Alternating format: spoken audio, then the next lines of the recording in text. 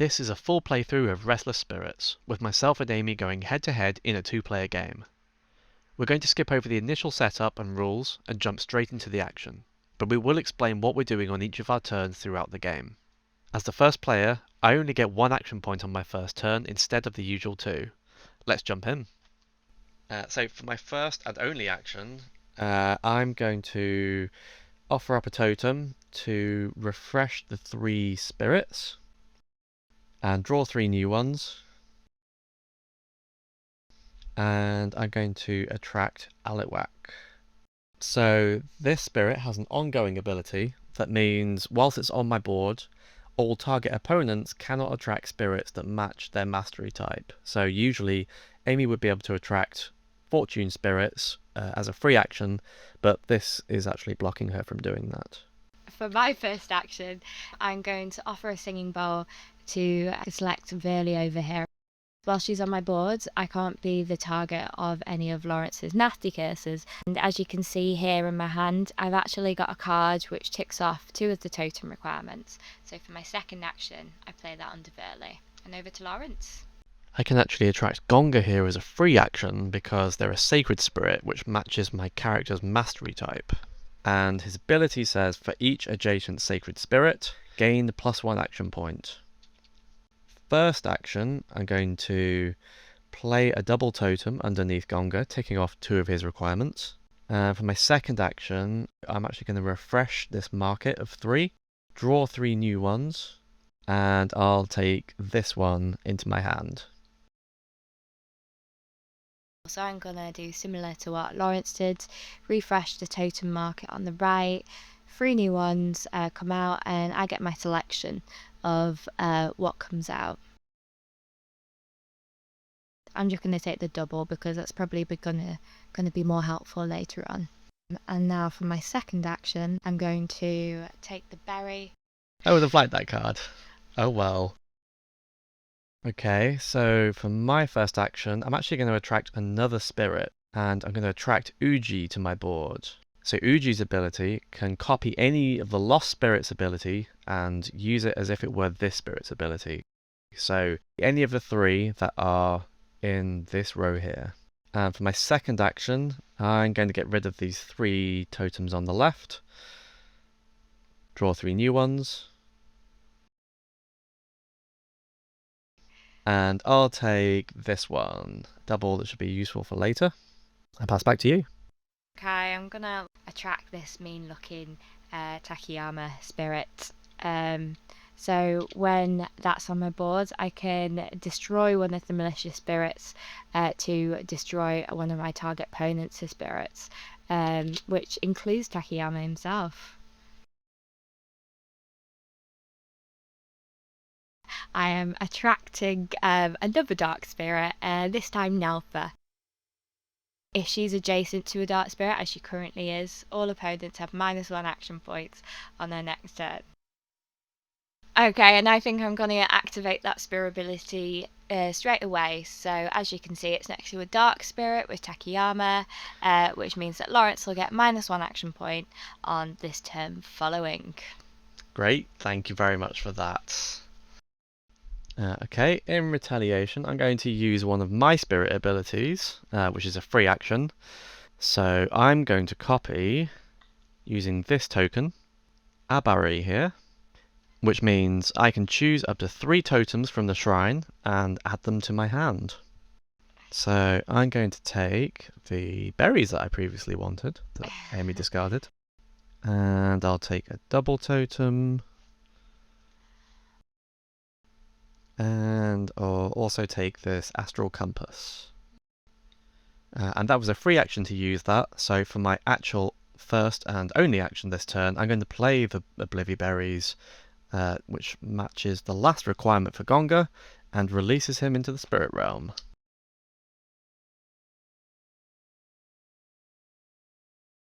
And because it was a light spirit, I get to draw a blessing as a reward for that. And this is the blessing I just drew. Blessing of recovered trinkets. I can search the totem discard pile and add any card to my hand. And that cost me 1 action point to do that. And I'll pass back to you. Okay, so I'm going to select this shell. and replenishing the totem market. And then I'm going to play this totem that I already had in my hand underneath Takayama. So I'm going to use its ability to destroy a malicious spirit. In doing so, I also get to destroy one of Lawrence's. So No, Alawak. Yes, goodbye Alawak. I'm back to Lawrence. Okay, so for my turn, I need more spirits. So I'm going to offer up this totem to refresh the 3 spirits and draw 3 new ones. And I think I'll attract Sanabo here. So his ability says, if a target opponent has released more spirits than you, choose a card from the totem discard pile for each additional spirit. And then for my second action, I'm actually going to attract Zaku here as well. So Zaku has an ability that says, if a target opponent has released more spirits than you, choose a card from their hand and play it as a free action. And I pass back to you. So for my first action, I'm going to refresh the totem marker on the right again. Doesn't look like there's much there that I can use, but I will take the double. And for my second action, I'm going to attract lovely Yote here. His ability is to copy any target opponent's spirit ability and use it as if it was Yote's own. So that would be any of the spirits on Lawrence's board. Oh, I don't like that.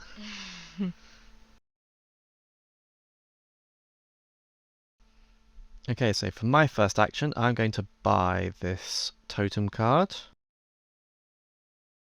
And for my second action, I'm also going to buy this one. Oh no, I've revealed the wild for Amy. And I'm going to take that straight away with my first action. And then for my second action, I'm going to play the double totem I got in the last round underneath Yote. Okay, for my first action, I'm going to play a double as well. And then my second action, I'm going to play another double underneath Sanabo. And that is my 2 actions. Pass back to you. So this time I'm going to wipe the left totem market.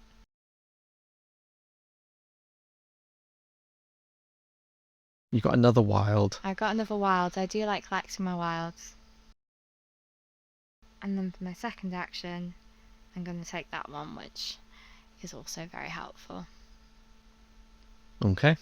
For my first action, I'm going to refresh all 3 of those. Not interested in them. Oh. And, a wild. Well, I'll be grabbing that. And, oh, another one. I'll take that one as well, I think. They'll both be very useful, I'm sure. And I pass over to you.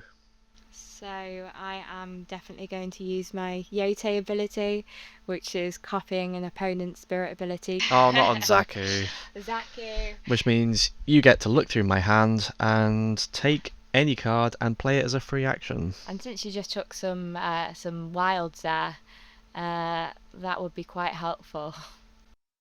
Decisions. We both know you're going to take a wild. But which one? I think I'm going to play it onto the one in the middle. And releasing Takayama. So, because it was a dark spirit, I'm collecting my curse payout there. That was a free action, activating a spirit ability, so I've still actually got 2. And just having a look at what that is. So with this one, for 1 AP, I get to draw cards from the totem deck equal to a target opponent's released spirits. So currently he's got 1, but that will get more powerful as the game goes on. So for my first action, I'm gonna play this totem underneath Yote, which then completes his spirit requirements. Because he's a dark spirit, I'm gonna go ahead and collect another curse card.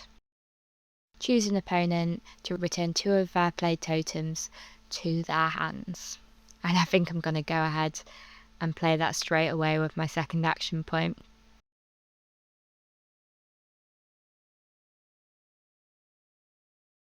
And I'll remove these two, the only two I've got down, which basically undoes my last turn. Okay, so now that you're ahead, I'm going to use this ability, which again allows me to take a card from your hand and play it as a free action.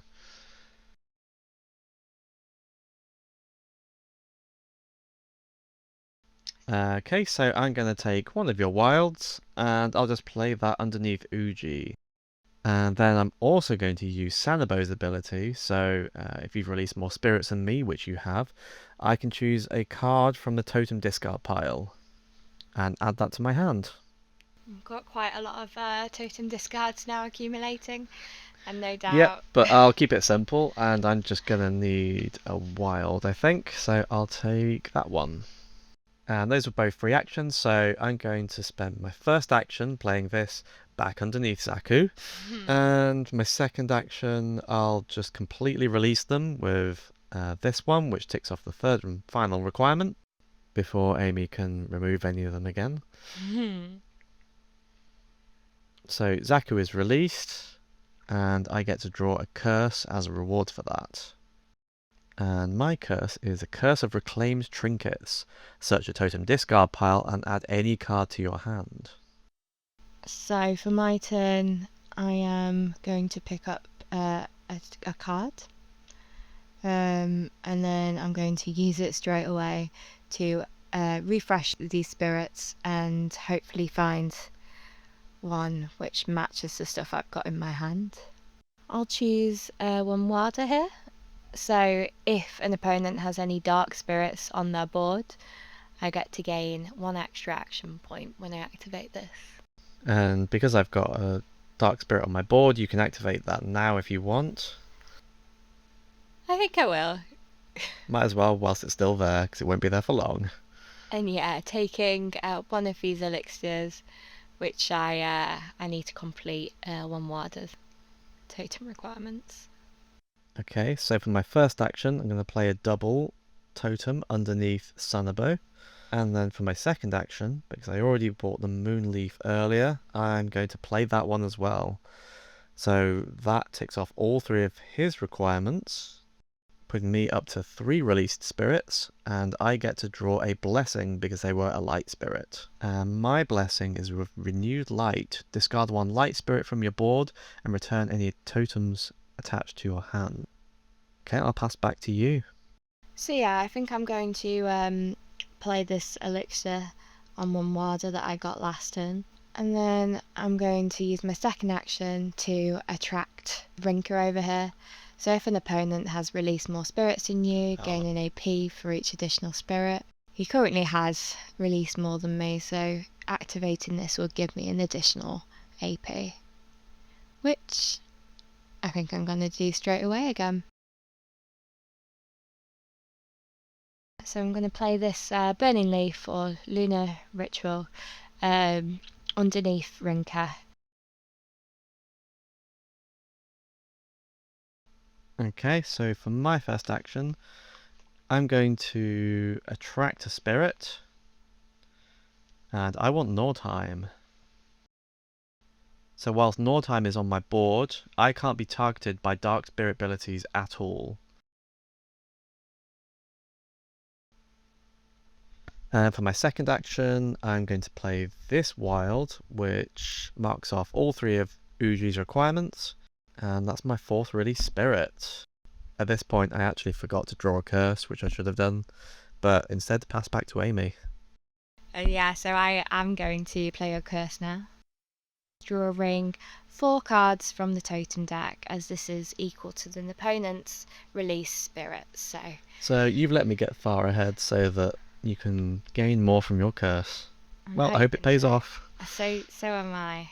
I'm going to refresh the totems on the left market. 3 new ones come out, and hopefully I'll have more luck there. I do need that. Oh, another one. There are only 6 wilds in the deck, and I think we might have gone through all of them. Okay, so that one is pretty tempting. I think I should probably take that, because if I don't, you will. Mm. And then for my second action, I'm going to play this wild underneath Nordheim, which matches his spirit type, meaning it's a double wild. And back over to you. And I need to release some stuff pretty quickly to catch up. So I'm going to play this wild on top of Rinker. It is a double, but that doesn't matter because I only need it for one anyway. So this releases Rinker. And you get to draw a blessing. Yes. With this, I can choose any combination of 2 lost spirits or market totems and play them immediately without any cost. So maybe on my next turn if I get a chance. And for my second action, I'm going to play this under 1 Wilder. Again, releasing another spirit. And you get to draw a blessing again. Yep. And yeah, so this is really helpful. So use on any light spirit to reduce its totem requirement by 1.